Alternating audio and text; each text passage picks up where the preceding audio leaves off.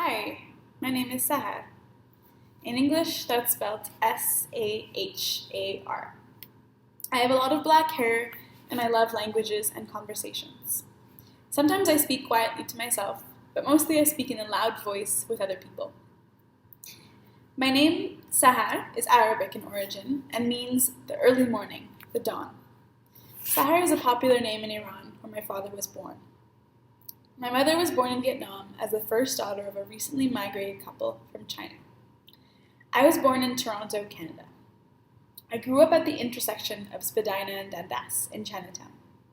Growing up, I went to Chinese school every Saturday morning at Broadview and Gerrard in eastern Chinatown. My Chinese grandparents called me Do Siu Siu, a name that means small and slender in a dialect of Chinese called Tachinese. I grew up in a household with 3 different languages. Chinese being the language of my mom, Farsi the language of my father, and the language we spoke when we were all together, English.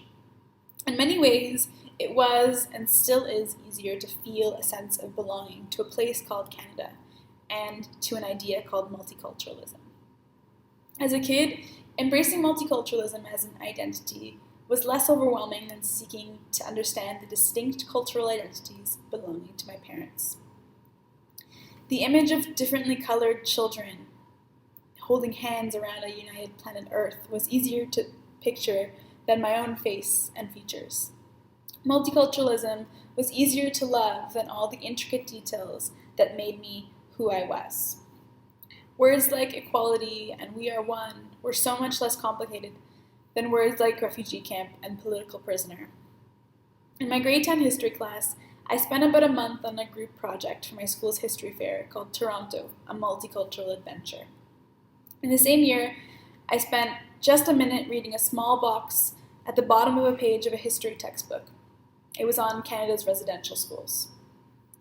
Today, I think a lot about what it means to be Canadian and multicultural on this land that has gone unquestioned by my government, my schools, my friends, my family, and me.